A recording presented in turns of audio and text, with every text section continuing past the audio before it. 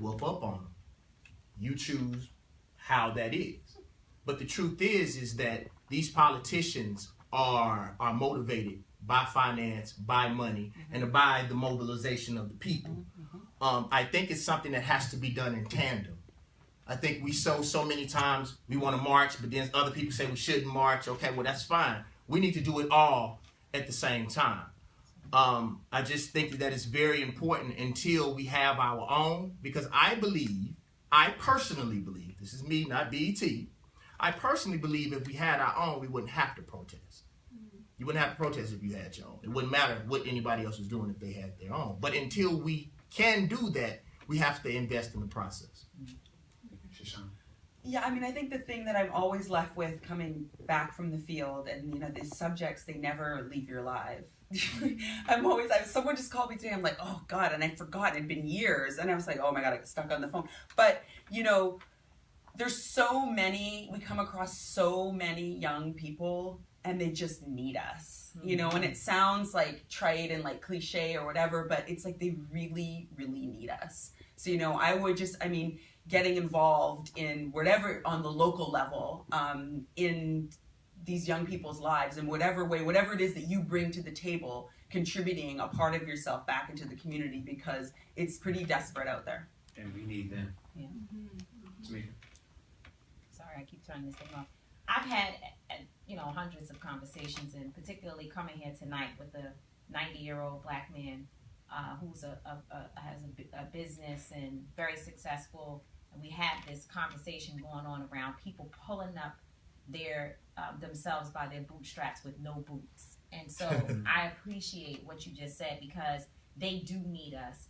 With all of our young people who are locked up in prisons, just because people need capital, they need bodies to make products and all of that. We can't talk about them over there and then it's us over here. And because we live sort of in our own ivory towers, that issue is not important, because you must have done something if they locked you up. That's the way we think. And so if there's one thing I would say, we mentioned raise the age, we mentioned special prosecutors, but we never said what to do about those two things.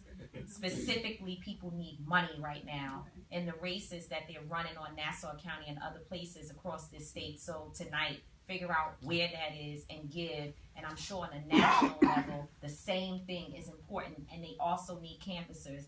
Like walking up to people, knocking on their door is such an important thing in this moment. I cannot express it enough that it only takes us a few moments. We're able to leave there and go back to our homes. We need boots on the ground in our communities, even if it's just to let our people know that we care and we are present for them.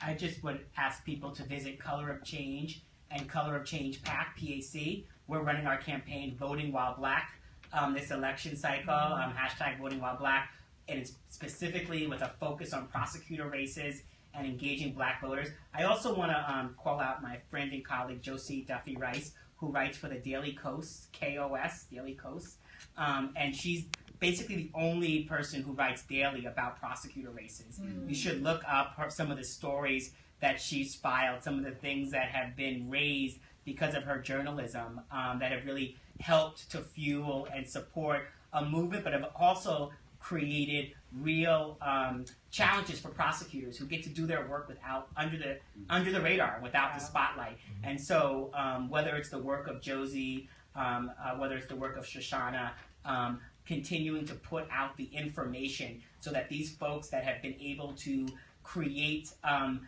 such a harmful and hostile world and have been able to do so at profit, and not just financially, but for their careers, start to feel the heat and the challenge from all of us.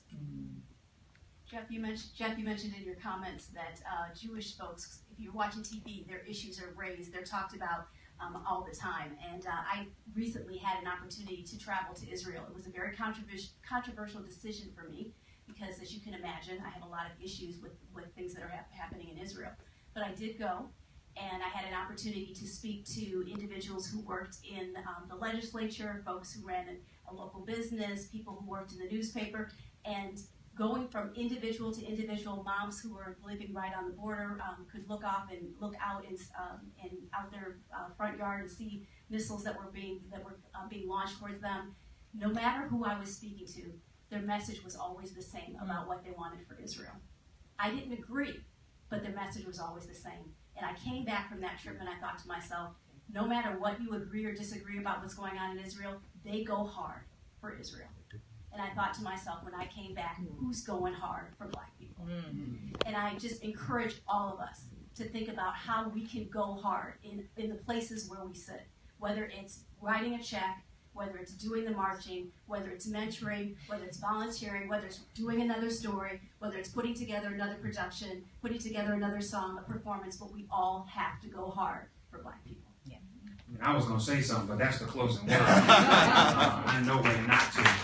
So let's give our panel a round of applause, please, for not just their brilliance. And let's give Shoshana another round of applause for the work